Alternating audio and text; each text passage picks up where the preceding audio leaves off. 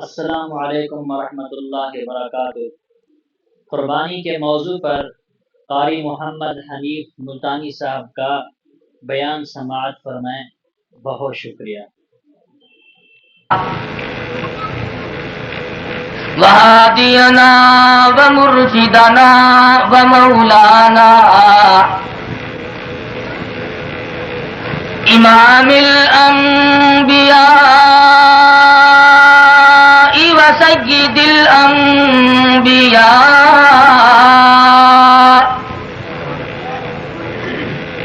وخاتم النبیین بالیقین محمدا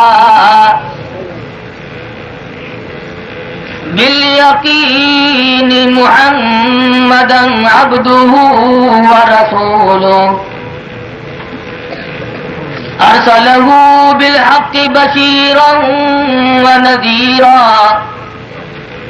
صلی اللہ تعالی علیہ وعلی آلہ واصحابہ وازواجہ وذریاتہ وبارک وسلم تسلیما کثیرا کثیرا۔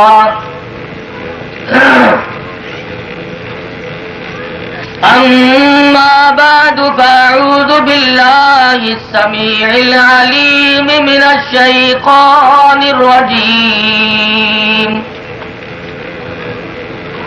بسم الله الرحمن الرحيم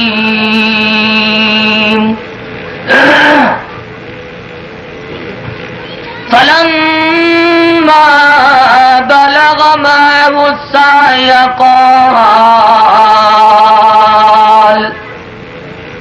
قال يا بني إني أرى في المنام أني أذبحك فانظر ماذا ترى قال يا أبت افعل ما تؤمر ستجدني إن شاء الله من الصابرين فلما أسلما وتله للجبين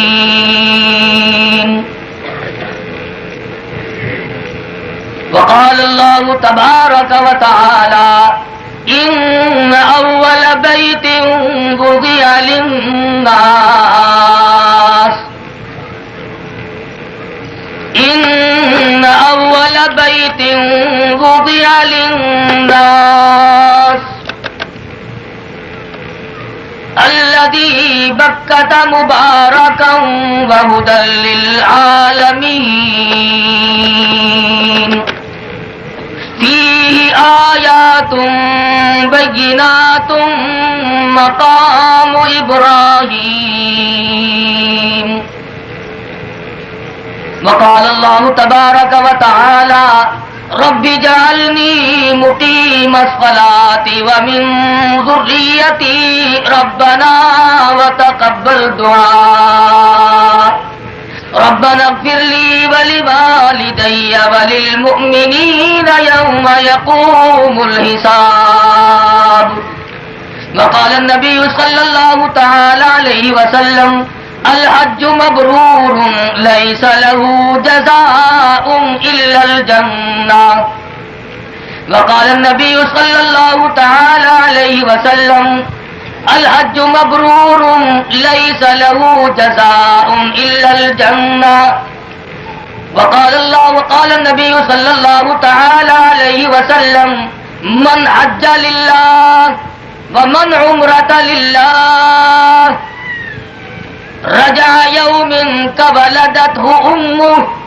صدق الله مولانا العلي العظيم وصدق رسوله النبي الكريم ونحن على ذلك لمن الشاهدين والشاكرين والحمد لله رب العالمين.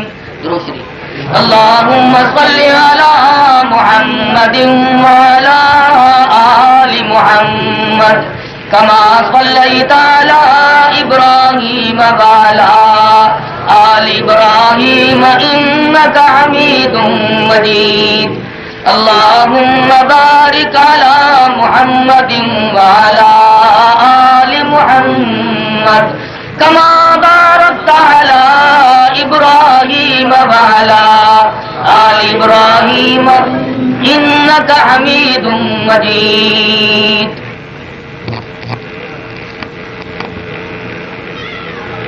حضرات علماء کرام، محترم بزرگوں، نوجوان دوستوں، قابل عزت تکریم و تعظیم واجب الاحترام مائیں اور بہنیں، یہ محفل، یہ مجلس کیوں منعقد کی گئی؟ کیا اس کی غرض و غایت ہے؟ کیا اس سے منشا اور مطلب ہے؟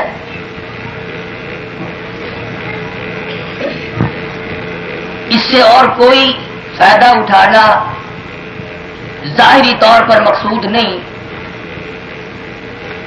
کافی دنوں سے مجھ سے حاجی محمد ابراہیم صاحب نے کہا کہ جب اللہ تبارک و تعالیٰ اطلاع بھیجے، جب میں بیت اللہ کی زیارت کے لیے جاؤں تو ہمارے یہاں تقریر کر دینا. میں نے وعدہ کر لیا.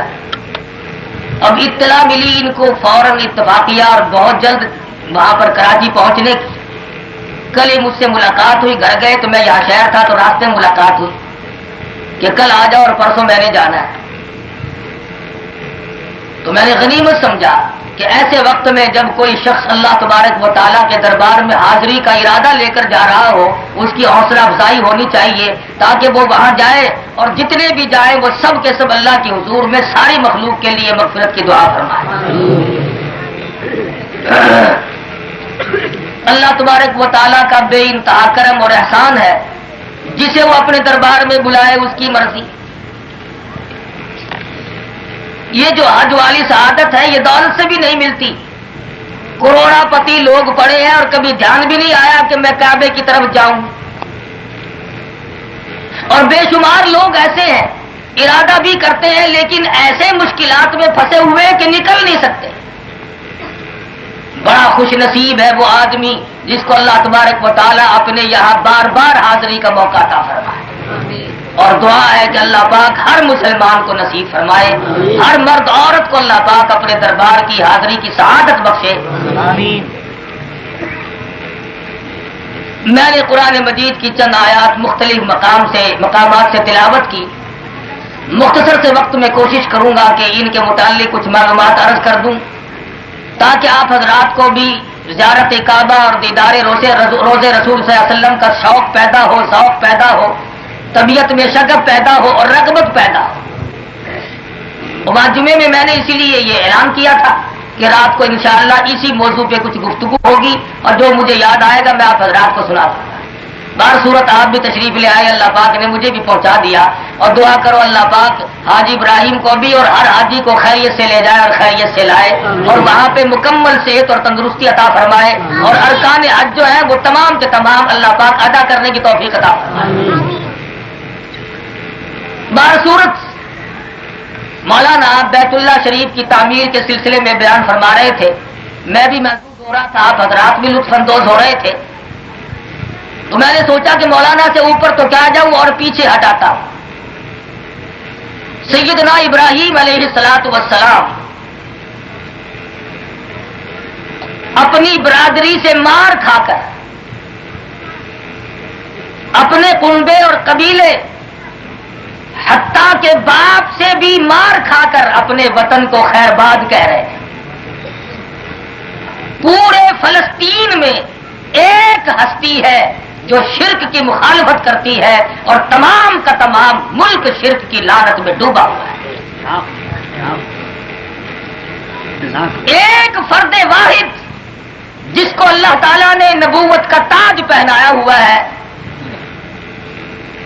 بعض لوگ کہا کرتے ہیں جی معاشرہ لوگوں کو برائی میں پھنسائے بغیر نہیں چھوڑتا.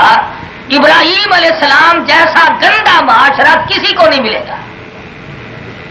خلیل اللہ کا والد بت پرست نہیں، بت گر ہے، بت بناتا ہے اور بنا کر حضرت ابراہیم علیہ السلام کے سر پہ ٹوکرے میں بھر کے رکھتا ہے کہ بیچ کے آؤ.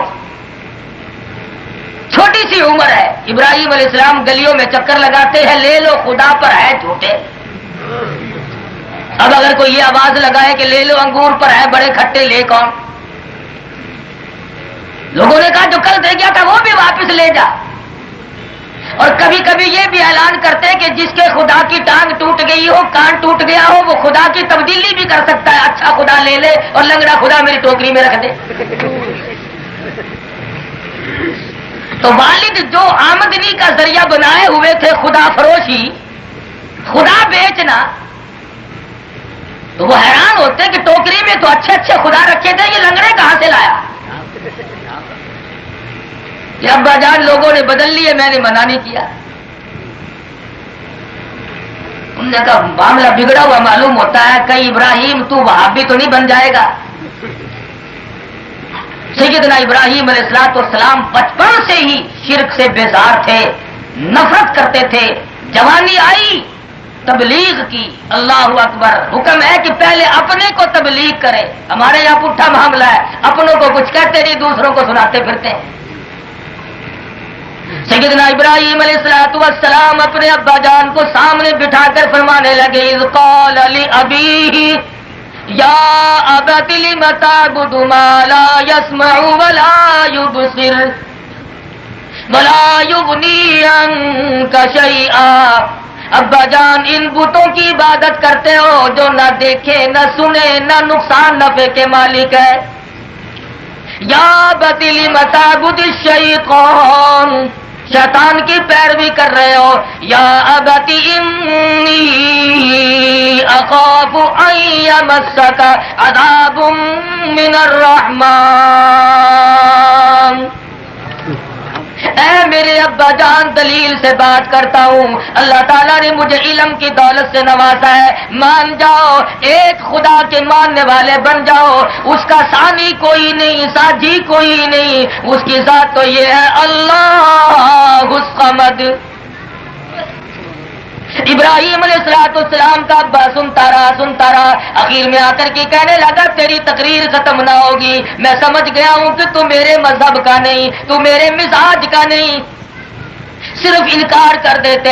آج کل نالائق اولاد کو لوگ جائیداد سے محروم کر دیتے ہیں، مکان سے محروم کر دیتے ہیں، دکان سے محروم کر دیتے ہیں۔ ابراہیم علیہ السلام کی بات اتنی کڑوی لگی، صرف گھر سے نکالا نہیں، صرف محروم نہیں کیا، بلکہ کہنے لگا قال اراغب انت عن آلہتی یا ابراہیم لئن لم تنتہ لأرجمنک واہجرنی ملیا۔ اور چپ کر جا، نکل جا میرے گھر سے، میرے سامنے سے، ایسے پتھر ماروں گا، مار مار کے تیری جان ختم کر دوں گا۔ وہ ابا ابا کہہ کر کے تبلیغ کر رہے ہیں، یہ پتھروں کی بارش کرنے کو تیار کھڑے ہیں۔ ابراہیم علیہ السلام سمجھ گئے قوم میں ہمدرد کون ہوگا، برادری میں ہمدرد کون ہوگا، ملک میں میرا کون بنے گا جب ابا جان کا یہ حال ہے۔ بس یوں کہہ کر چل دیا، قال سلام علیک ساستغفر لک ربی انہ کان بی حفیا۔ ابا جان لو پھر آخری سلام لو، رخصت ہو رہا ہوں۔ میرے باپ میرے والد بزرگواروں، اللہ کی حضور میں بے شک نبی ہوں، خلیل اللہ ہوں، پر رب کے دروازے کا تو میں بھی فقیر ہوں۔ میں اپنے مولا کی حضور میں آپ کے لیے ہمیشہ جھولی پھیلاتا رہوں گا۔ ابراہیم علیہ السلام نکل پڑے، شہرت ہوئی، باپ نے بیٹے کو نکال دیا۔ کس وجہ سے نکال دیا؟ کہ وہ دوسرے خداؤں کو نہیں مانتا۔ پکڑو، جان بچا کر جا رہا ہے۔ ابراہیم علیہ السلام کو گرفتار کر لیا گیا، چیخا تیار کر لی گئی۔ علماء کرام لکھتے ہیں کہ 1.25 لاکھ من لکڑیاں جمع کر لی۔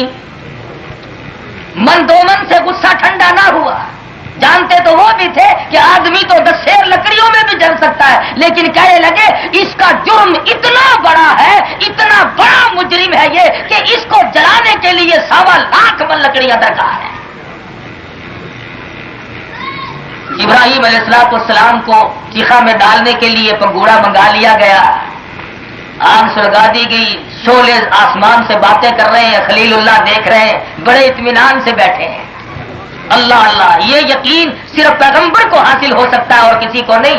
ہوا چلانے والا فرشتہ آیا، خلیل اللہ اگر حکم دو تو ایسی ہوا چلاؤں یہ ساری آگ ہوا میں اڑ جائے، قربان جاؤں۔ فرمایا کہ آپ فرشتے ہیں کہ جی ہاں۔ اللہ نے آپ کو حکم دیا کہ نہیں، میں آپ کے حکم کا منتظر ہوں۔ فرمایا میں خود اس مالک کے حکم کا منتظر ہوں۔ میرے اس حال کا میرے اللہ کو علم ہے کہ ہاں علم ہے کہ پھر رب جلیل جانے خلیل جانے بیچ میں سے ہٹ جاؤ۔ دوسرا فرشتہ آتا ہے، ایسی بارش برساؤں ساری چیخا کی آگ کو بجھا کر رکھ دو، آپ حکم دے۔ فرمایا میرے اللہ کو میرا حال معلوم ہے کہ ہاں معلوم ہے کہ پھر درمیان سے ہٹ جاؤ، خدا جانے اور میں جانوں، جو وہ چاہے گا سو ہو جائے گا۔ لمبے چوڑے واقعات قرآن مجید نے ارشاد فرمائے اور تمام جملے ایک ایک کلمہ مصلحتوں سے خالی نہیں۔ قرآن کریم ہم لوگوں کو کس سے کہانی تو نہیں سناتا، بھڑک رہی ہے آگ، شعلے بھڑک رہے ہیں۔ ابراہیم علیہ السلام کو جیسے اندر پھینکا، ادھر سے آواز آئی، قلنا یا نار کونی، قلنا یا نار کونی بردا وسلاما علی ابراہیم، اے آگ ٹھنڈی ہو جا اور وہ بھی سلامتی کے ساتھ میرے ابراہیم علیہ السلام پہ۔ جب ابراہیم علیہ السلام چیخا سے بچے، ادھر سے والد نے نکال دیا، اپنی گھر والی کو لے کر ہجرت کا ارادہ کر لیا۔ اس ملک میں رہ کر کیا کروں گا جہاں بات کرنے والے کو جلایا جاتا ہو، جہاں دین کی بات کرنے والے کو، اللہ کی توحید کی بات کرنے والے کو گھر سے نکال دیا جاتا ہو، پتھروں کی بارش کی جاتی ہو۔ ملک سے نکلے، مصر کے علاقے سے گزر ہو رہا ہے۔ مصر کا بادشاہ بڑا بدماش ہے، جس حسین عورت کا اسے پتہ چل جائے اسے گرفتار کر کے منگوا لیتا ہے۔ مخبروں نے اطلاع دے دی تیری حکومت سے بڑی حسینہ جمیلہ ایک عورت گزر رہی ہے، بڑی خوبصورت ہے، فوراً گرفتاری کے لیے آدمی بھیج دیے۔ حضرت سارہ کو گرفتار کر کے لے چلے، سارہ آگے آگے گرفتار ہو کر جا رہی ہے، حضرت خلیل اللہ پیچھے پیچھے ہے۔ حضرت ابراہیم علیہ السلام نے پوچھا، سارہ یہ کیا بنی؟ ایمان بچا کے نکلے تھے، آبرو پہ ڈاکے پڑ گئے۔ حضرت سارہ رضی اللہ تعالیٰ عنہ کا کتنا اونچا ایمان ہے، فرمانے لگی ہے میرے خلیل میرا یہ عقیدہ ہے کہ میں دعا کروں آپ آمین کہے، مالک کائنات ضرور سنیں گے۔ دونوں میں جدائی بھی ہو رہی ہے، حضرت سارہ نے جولی پھیلا دی، لائی میری آبرو، خلیل اللہ کی آبرو اور ابراہیم علیہ السلام کی آبرو، تیری آبرو۔ حضرت سارہ کو گرفتار کر کے محل میں لایا گیا۔ بادشاہ وقت نے برائی کا ارادہ کیا، حضرت سارہ فرمانے لگی، او ظالم مجھے 2 رکعت نماز کی اجازت عطا فرما، مجھے 2 رکعت نماز کی اجازت ہو۔ یہاں سے پتا چلا کہ حضرت سارہ علیہ السلام نے تمام عورتوں کو یہ سبق پڑھایا، اگر کوئی ظالم کمینہ ڈاکو بدماش کسی کی عزت پہ حملہ کرنے لگے تو رب کو یاد کرو، اور صورت یہ ہے کہ نماز کی نیت باندھ کر مولا سے اپنی عزت کی حفاظت کا سوال کرو۔ ابراہیم علیہ السلام کی گھر والی نے ابھی نماز کا سلام نہیں پھیرا، بادشاہ وقت کی جان میں درد ہوا، تڑپنے لگا، اس قدر بے چین و بے قرار ہوا، حیران ہے کہ کیا بنی۔ کہنے لگا اے مائی دعا کر دے، میں سمجھ گیا ہوں تو عورت نہیں بلکہ کوئی دیوی ہے، تیری وجہ سے یہ مجھ پہ آفت آ پڑی، دعا کر دے میں ٹھیک ہو جاؤں، میں تجھے کچھ نہ کہوں گا۔ کتنا کریمانہ خاندان ہے پیغمبر کا۔ حضرت سارہ دیکھ چکی، گرفتار ہو کر کے آئی اور اللہ کی حضور میں پھر جھولی پھیلا دی، مولا یہ اقرار کرتا ہے کہ برائی کا ارادہ نہ کرے گا تو اس پہ کرم فرما دے۔ حضرت سارہ علیہ السلام کی دعا منظور ہو گئی، فوراً خیر آ گئی، تندرست ہو گیا، پھر برائی کا ارادہ کیا۔ حضرت سارہ رضی اللہ تعالیٰ عنہ نے پھر جھولی پھیلا کر دعا مانگی، الہی یہ ظالم تو پھر برا ارادہ کرتا ہے۔ 3 مرتبہ ایسا ہی ہوا، حضرت سارہ دعا فرماتی گئی اور یہ برائی کا ارادہ کرتا رہا، اور خدا اصل راز کچھ اور ہے. حضرت سارا جب یہاں سے گزر رہی ہے, اس نے منگوایا گرفتار کر کے حضرت سارا کی عزت کو برباد کرنے کے لیے, اور مولا کریم کو یوں منظور ہے, سارا ادھر آؤ. اس بادشاہ کے پاس ایک چھوٹی سی بچی ہے جس کا نام ہاجرہ ہے, ابھی معصوم ہے, جوان ہو جائے گی, خدا جانے کس کس کے ہاتھ پڑیں گے. تم پیغمبر کا گھرانہ ہو, اسی وقت اسے اپنے ساتھ لے جاؤ. میں اس کے پیٹ سے اسماعیل علیہ السلام کو پیدا کر کے امام الانبیاء محبوب کبریا حضرت محمد مصطفیٰ صلی اللہ علیہ وسلم کی بنیاد ڈالنا چاہتا ہوں.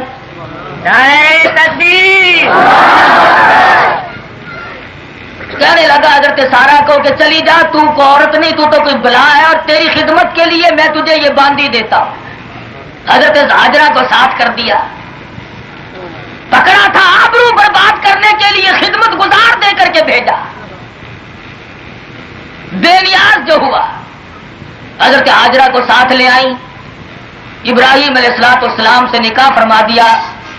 سیانی ہوئی, جوان ہوئی, اسماعیل علیہ السلام پیدا ہوئے, بڑھیپے کی اولاد ہے, اکلوتا بیٹا ہے. اللہ تبارک و تعالیٰ کی فوراً آزمائش آئی, اور آزمائش کیا آئی؟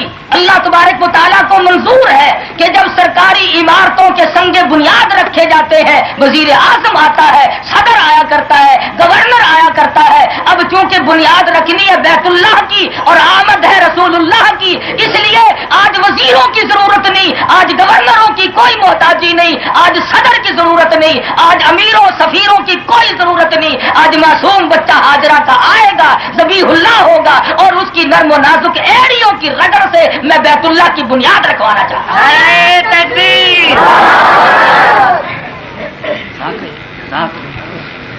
حضرت ہاجرہ گود میں لیے ہوئے ہیں اسماعیل علیہ السلام کو, حضرت ابراہیم علیہ السلام کے ساتھ ساتھ چل رہی ہیں.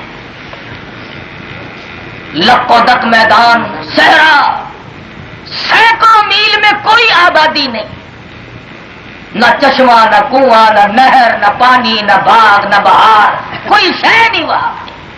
چٹیل میدان.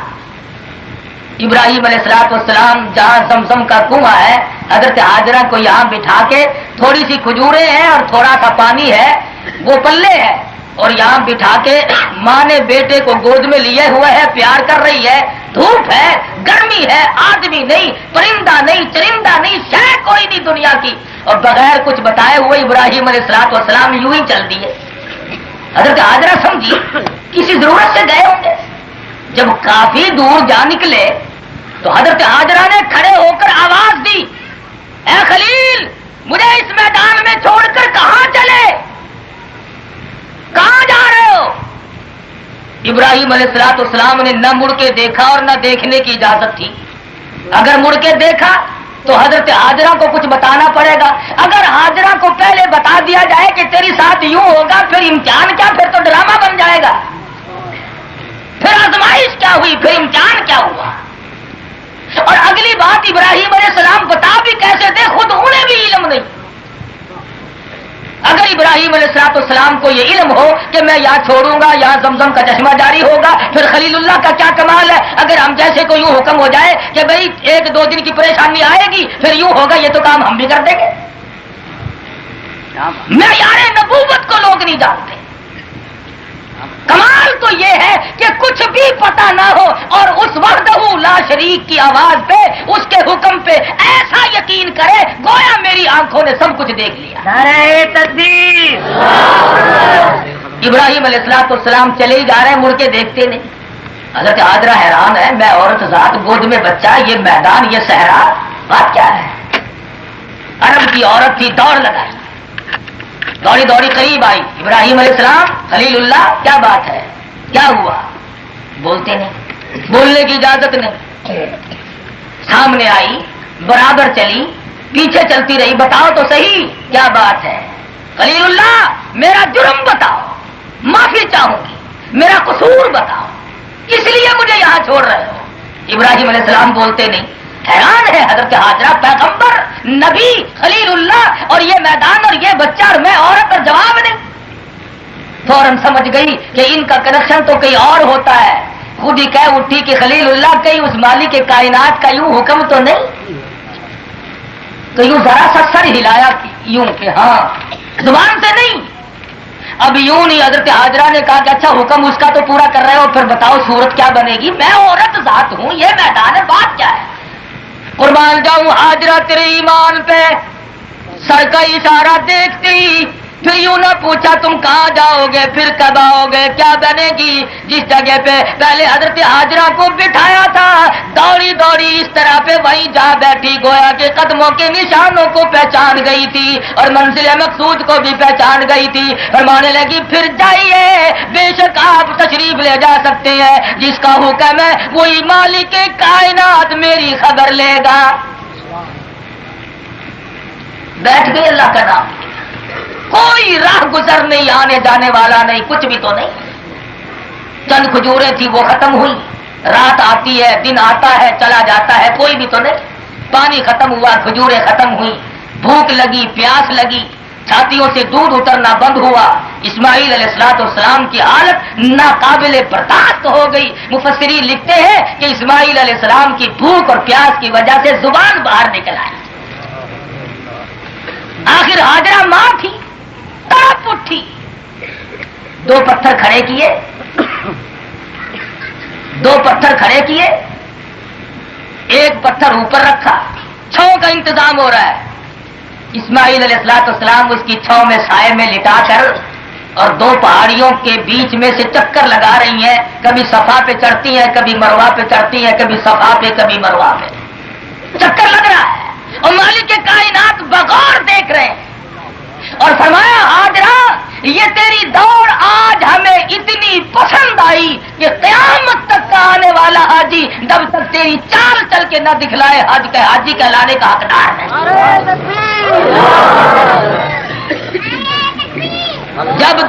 جب چڑھی صفا پہ کانوں میں کچھ آواز سی آئی تو رو کے کہنے لگی جب میرا بچہ چل بسے گا تو میں کیا کروں گی؟ میں نے آواز سنی ہے میری امداد کر. لوٹ کے آئی، کیا دیکھتی ہے؟ نرم و نازک ایڑیاں جو بچے نے بھوک اور پیاس کی وجہ سے زمین میں رگڑی. اللہ تبارک و تعالیٰ کے حکم سے پانی کا چشمہ جاری ہے. آ بیٹھی اور چاروں طرف مٹی کا کنارہ بنانے لگی. زم زم زم، ٹھہر جا ٹھہر جا، رک جا رک جا. مشکیزہ بھر لیا، خود بھی پیا، اسماعیل علیہ السلام کو بھی پلایا. اللہ تبارک و تعالیٰ کو منظور ہے کہ یہاں پہ بیت اللہ تعمیر کرانا ہے، اس لیے آج اسماعیل علیہ السلام کی نرم و نازک ایڑیوں سے یا اس کی بنیاد رکھی گئی، سنگ بنیاد رکھوایا گیا. اور ادھر حضرت ابراہیم علیہ السلام جب چھوڑ کر گئے ہیں تو بتقاضا ہے بشریت پہاڑ کی آڑ میں ہو کر سجدہ شکر بجا لائے. الہی یہ گھر والی اور یہ بچہ تیرے حوالے ہے، مولا مجھے صبر شکر کی بھی توفیق تو ہی عطا فرمائے گا. سجدہ فرمایا ابراہیم علیہ السلام نے. حضرت اسماعیل علیہ السلام سیانے ہوئے، ملے جلے. ابراہیم علیہ السلام اللہ تبارک و تعالیٰ کا حکم لے کے آئے، پاس رہے. حضرت حاجرہ کی دوڑ اور رفتار چال اللہ کو پسند آئی. ہر حاجی کو حکم دے دیا گیا. ابھی تھوڑی سی عمر ہوئی، 9 عمری کا زمانہ ہے، جس زمانے میں بچے کی عجیب حالت ہوتی ہے. 9ویں ذی الحجہ کو 7ویں ذی الحجہ کو حکم ہوا خواب میں کہ میرے ابراہیم میری راہ میں کچھ قربانی کرو. صبح اٹھے 100 اونٹ قربان کر دیے. پھر آواز آئی میری راہ میں قربانی کرو، پھر 100 اونٹ قربان کر دیے. پھر حکم ملا ابراہیم میں تو اس کی قربانی مانگتا ہوں جو دنیا میں تمہیں سب سے زیادہ محبوب ہو. بس ابراہیم علیہ السلام سمجھ گئے کہ اللہ تعالیٰ اسماعیل علیہ السلام کی قربانی مانگ رہے ہیں. بیت اللہ بننے سے پہلے کتنی قربانیاں ہیں، اور یہ قربانی پہ قربانی، یہ منجن پہ منجن کیوں چل رہا ہے؟ اس لیے کہ حضرت رسول کریم صلی اللہ علیہ وسلم ان کی پشت سے لانا ہے، اور وہاں پہ میں نے تاج نبوت اڑا کر بس اس سلسلے کو ختم کر دینا ہے. اتنی مدائی ہو، اتنا صبر و شکر آ جائے کہ کتنی بیمار پڑے کالی کملی والا کسی مسئلے میں کسی طرح سے بھی نہ گھبرائے. نعرہ تکبیر. تھوڑی سی عمر ہے، سمجھ گئے ابراہیم علیہ السلام، حضرت ہاجرہ سے کہنے لگے نہا دو کپڑے عمدہ پہنا دو، بہترین دوست کو ملا کے لاؤں گا آج اپنے بیٹے کو۔ لگا اچھا۔ ماں نے بیٹے کو تیار کیا، نہلایا دھلایا، کپڑے پہنائے، خوشبو لگائی، بچے کو باپ کے ساتھ کر دیا، چپکے سے بغل میں رسی اور چھری بھی دبا لی۔ جب تھوڑی سی دور گئے، اب شیطان تو پرانا پاپی ہے، اس نے سوچا یہ تو کام آگے بڑھے گا، اور اگر یہ کام چل پڑا تو قیامت تک کے لوگوں میں ایک بات پڑ جائے گی، بنیاد پڑے گی۔ اس نے سوچا کہ سب سے پہلا ہتھیار عورت پہ چلاؤ۔ عورت قدرتی طور پر کچھ ذرا ناسمجھ ہوتی ہے، ناقص العقل ہوتی ہے، یہاں دو لگاؤ، لگے گا ضرور۔ آج کل بھی جو لوگ اور عقیدہ خراب کرنے کے درپے ہوتے ہیں وہ مردوں سے بات کم کرتے ہیں، عورتوں پہ زیادہ ڈاکہ مارتے ہیں۔ کسی کو کہا کہ تجھ پہ جادو کر دیا، کسی کو کہا تجھ پہ فلانی نے ٹوٹکا کر دیا، آخرکار جب تک گھر گھر میں لڑائی نہ ہو تو کھاتا نہیں چلتا۔ ہمارے یہاں، میں شہر سے ذرا باہر رہتا ہوں، شہری آدمی نہیں ہوں، میں دیہاتی ہوں، آپ لوگ شہری ہیں ماشاءاللہ، سمجھدار لوگ۔ کئی سال کی بات ہے، ایک آدمی آیا اور عورتوں میں یہ خبر پھیلا دی کہ میں 10 کے نوٹ کا 100 کا نوٹ بنا دوں۔ جس عورت کے پلے نہیں تھا پڑوسن سے ادھارا مانگ کے لائی، ذرا دینا 10 کا نوٹ، میں بھی 100 کا بنوا لوں۔ اس نے 2-1 ہزار روپے 2-3 ہزار روپے اکٹھے کر کے کہنے لگا تمام کی تمام آنکھیں بند کر لو، ابھی بنتے ہیں، اور جب تک میں نہ بولوں جس نے آنکھ بیچ میں کھول دی اس کا نوٹ 10 کا رہے گا، راکھ بن جائے گی۔ انہوں نے آنکھ بند کر لی، بس وہ انشاءاللہ تشریف لے گئے۔ سب سے پہلا گاؤں حضرت ہاجرہ پہ چلایا، کہنے لگا کہاں ہے وہ تیرا بچہ اسماعیل؟ کہ والد کے ساتھ گیا۔ کیوں لے گئے؟ کہاں گئے؟ کہ وہ اپنے دوست کو ملانے کے لیے لے گئے۔ نے کہا دوست کو نہیں، کہ اور ذبح کرنے گئے، بغل میں چھری رسی تھی۔ اس نے کہا کم وقت، کبھی کسی نے آج تک کسی باپ نے بھی اپنے بچے کو ذبح کیا؟ بڑھیپے کی اولاد، اور یہ آپ سے میں سوال کروں تو جواب نہیں دے سکتے، اس کے حسن و جمال کا کیا کیفیت ہوگی جس کی پیشانی میں امام الانبیاء محبوب کبریا حضرت محمد مصطفیٰ صلی اللہ علیہ وسلم کی نور نبوت جگمگا رہی ہوگی۔ اس پیشانی کی خوبصورت ہونے کی کیا انتہا ہوگی؟ کتنا حسین ہوگا وہ چہرہ جس کی پشت سے سرکار مدینہ تشریف لا رہے ہیں۔ انہوں نے کہا ایسا بچہ شکل کا، بہترین طبیعت کا، ایسا نہیں ہو سکتا۔ کمال تو یہ ہے کہ شیطان بھی کبھی کبھی سچ بول دیتا ہے، پر پاکستانی مسلمان کبھی بھی نہیں بولتا۔ سچ بولنے پہ مجبور ہوا اور کہنے لگا ہاجرہ ابراہیم مجبور ہے۔ میں کہا کیا مجبوری آ گئی جو بیٹے کو ذبح کر رہا ہے؟ کہ خدا کا حکم ہے۔ میں کہا اچھا خدا کا حکم ہے؟ کہ ہاں۔ وہ رونے لگی، شیطان سمجھا بن گیا میرا کام، لگ گیا تو رو رہی ہے۔ شیطان کہنے لگا ہاجرہ رو کیوں رہی ہو؟ کہ اس لیے رو رہی ہوں، اکیلے کیوں گئے، مجھے بھی ساتھ لے چلتے، چھری کی ایک آدھ رگڑ میں بھی لگاتی۔ وہ تو ایک اسماعیل ہے، ہزاروں اسماعیل ہو اور مالک کائنات کا حکم ہو، اپنے ہاتھوں سے میں ذبح کرتی۔ خلیل اللہ اور میں کیوں لے گئے، پردے میں کیوں لے گئے، میرے سامنے ذبح کرتے، میں خود ذبح کر دیتی۔ اور دو جہان کے ڈاکو میرا ایمان لوٹنے آیا ہے۔ حفیظ کہتا کہ یوں کہنے لگی بس کر لائن اپنی قالو قیل بھی، اور میں بھی تیار ہوں اور میرا اسماعیل بھی، ہزاروں اسماعیلوں میں سب کو قربان کر سکتی ہوں۔ حضرت ہاجرہ نے اٹھا کر کنکریاں ماری شیطان کو۔ اللہ پاک کو یہ ادا بھی پسند آئی، ہاجرہ جب تک ہر آنے والا حاجی یہاں کھڑے ہو کر تیری طرح سے کنکری نہیں مارے گا، حاجی کہلانے کا حقدار نہیں۔ آخرکار شیطان نے سوچا چلو اب آگے چل کر دوڑ لگاتے ہیں۔ ابراہیم علیہ السلام کے پاس آیا اور کہنے لگا بڑھیپے کی اولاد ہے، یوں قربانی نہیں دیا کرتے، اور صدقہ کر دو اور خیرات کر دو۔ آج تک دنیا میں کبھی ایسا ہوا نہیں کسی باپ نے اپنے بیٹے کو ذبح کیا ہو۔ ابراہیم علیہ السلام پیغمبر تھے، سمجھ گئے شیطان ہے۔ انہوں نے بھی یہاں پہ کنکریاں ماری، حکم ہوا جہاں میرے خلیل اللہ نے کنکریاں ماری، ہر حاجی کو یہاں پہ کنکریاں مارنی پڑیں گی۔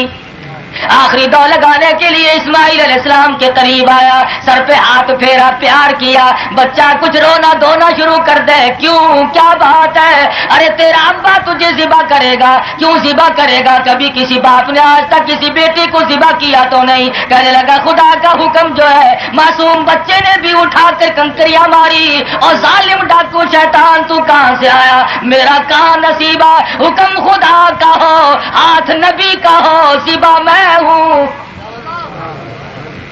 انہوں نے بھی کنکریاں ماری۔ ابراہیم علیہ السلام چل رہے ہیں، ساتھ ساتھ بچہ ہونہار چل رہا ہے۔